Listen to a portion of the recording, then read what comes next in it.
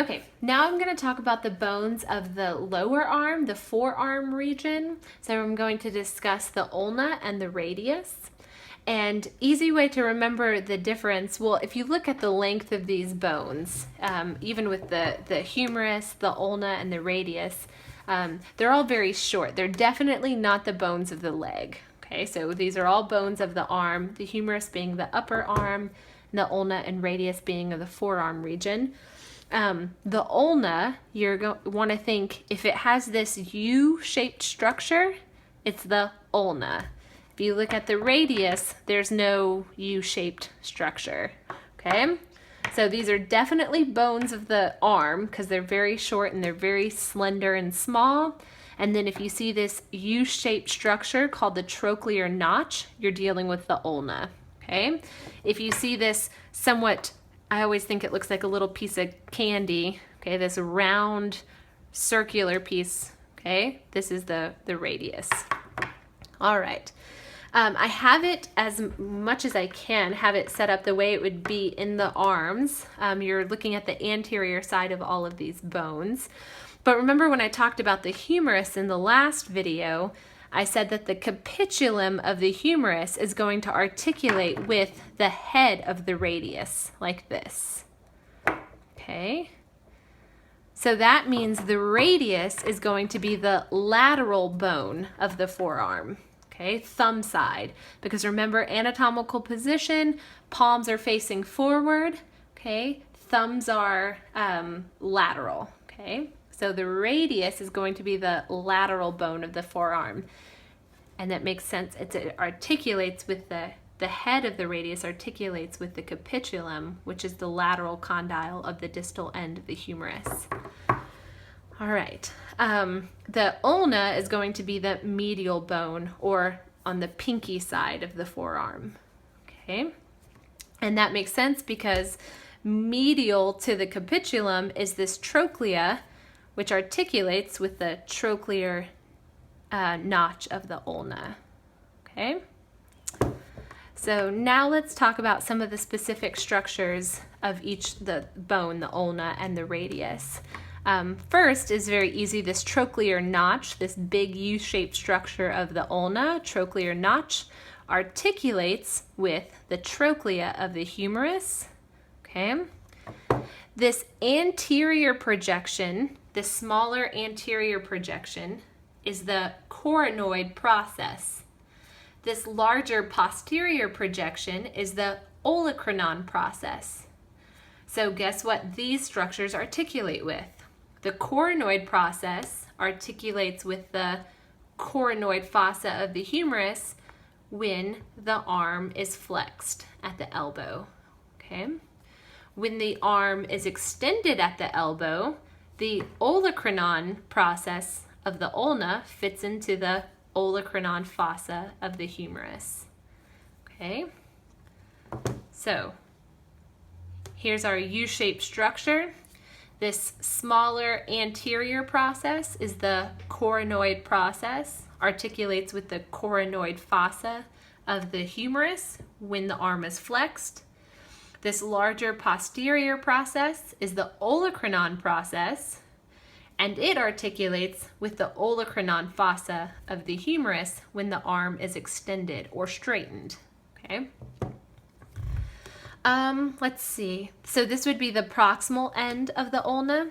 The distal end of the ulna, we actually call this structure the head, which may seem counterintuitive because you would think the head would be the proximal region, but the head of the ulna is actually the distal region, which would articulate with the carpals of the wrist. This pointy projection is called the styloid process, and you want to think like this, a stylus that you would write on your phone or your computer with. A stylus kind of looks like that. It's a styloid process. Okay?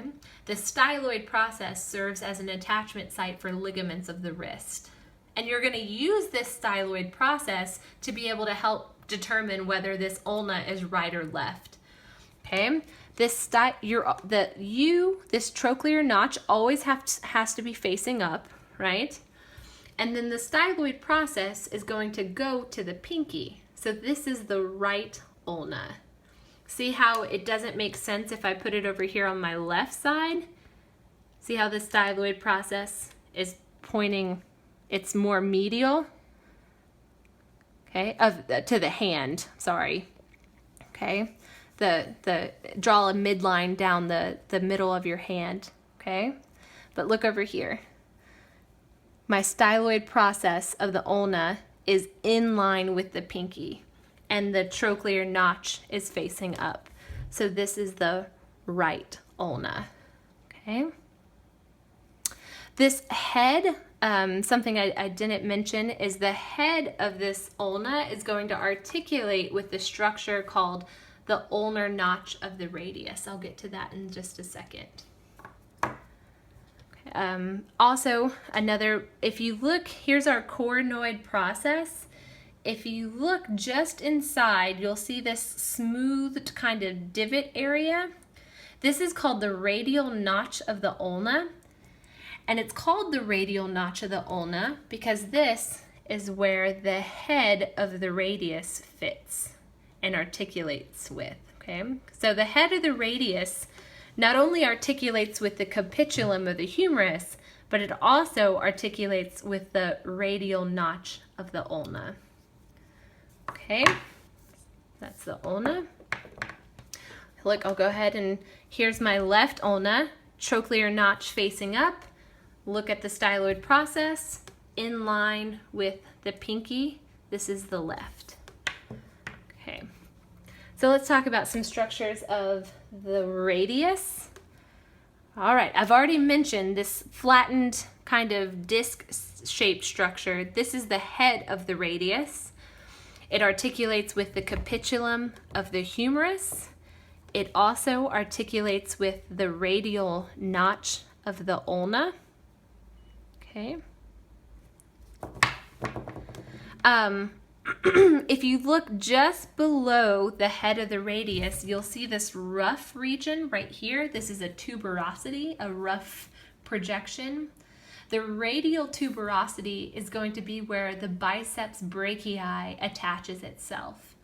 And the biceps brachii, I've already mentioned this in my last video with the humerus, but it's going to bend the arm at the elbow. We call that flexion. Bends the arm at the elbow. Okay. So this is the radial tuberosity where the biceps brachii attaches. This would be the distal end of the radius.